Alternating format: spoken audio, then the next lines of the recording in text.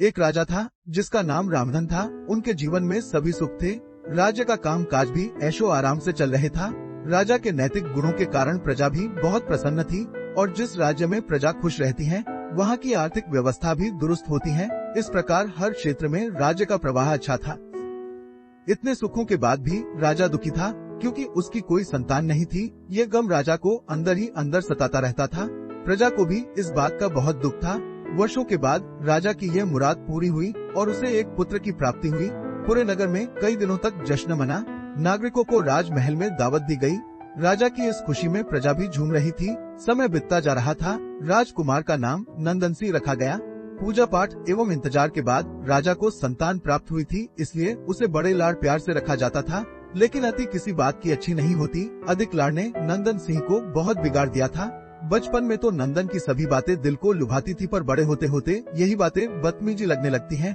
नंदन बहुत ज्यादा जिद्दी हो गया था। उसके मन में अहंकार आ गया था। वो चाहता था कि प्रजा सदैव उसकी जय जयकार करे, उसकी प्रशंसा करे। उसकी बात न सुनने पर वो कोलाहल मचा देता था। बेचारे सैनिकों को तो वो पैर की जुती ही समझता था। आए दिन उसका प्रकोप प्रजा पर उतरने लगा था। वो खुद को भगवान के समान पूजता देखना चाहता था। आय तो बहुत कम थी, लेकिन अहम कई गुना बढ़ चुका था। नंदन के इस व्यवहार से सभी बहुत दुखी थे। प्रजा आए दिन दरबार में नंदन की शिकायत लेकर आती थी, जिसके कारण राजा का सिर लज्जा से झुक जाता था।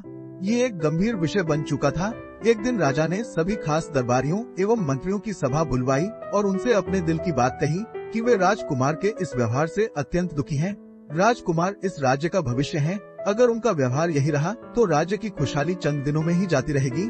दरबारी राजा को सांत्वना देते हैं और कहते हैं कि आप हिम्मत रखें, वरना प्रजा निस्सहाय हो जाएगी। मंत्री ने सुझाव दिया कि राजकुमार को एक उचित मार्गदर्शन एवं सामान्य जीवन के अनुभव की जरूरत है।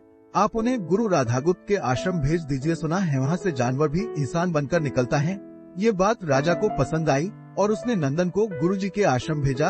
अगले दिन राजा अपने पुत्र के साथ गुरुजी के आश्रम पहुँचे। राजा ने गुरु राधागुप्त के साथ अकेले में बात की और नंदन के विषय में सारी बातें कही।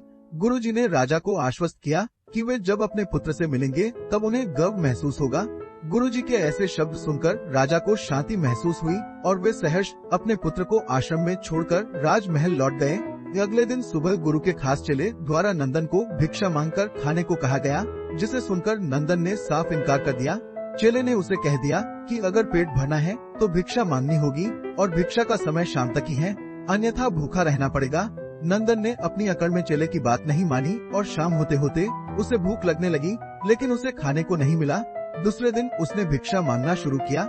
शुरुआत में उसके बोल के कारण उसे कोई भिक्षा नहीं देता था, लेकिन गुरुकुल में सभी के साथ बैठने पर उसे आधा पेट भोजन मिल जाता था।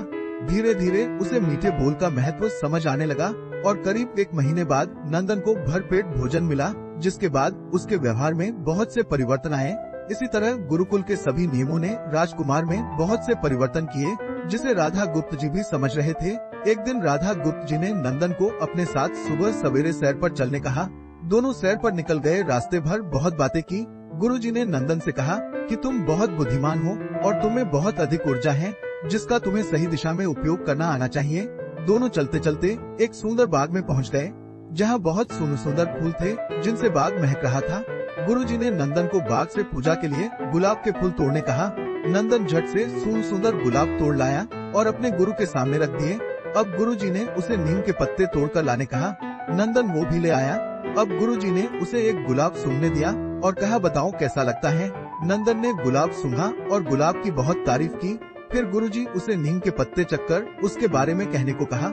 जैसे ही नंदन ने नीम के पत्ते खाए, उसका मुंह कड़वा हो गया और उसने उसकी बहुत निंदा की और जतर कतर पीने का पानी ढूंढने लगा। नंदन की यह दशा देख गुरुजी मुस्कुरा रहे थे।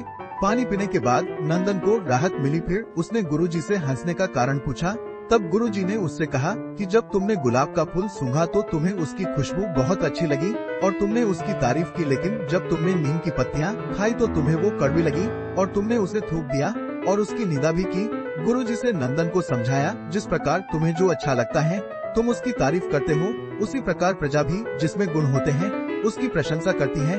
अगर तुम उनके साथ दुर्व्यवहार करोगे और उनसे प्रशंसा की उम्मीद करोगे तो वे ये कभी दिल से नहीं कर पाएंगे।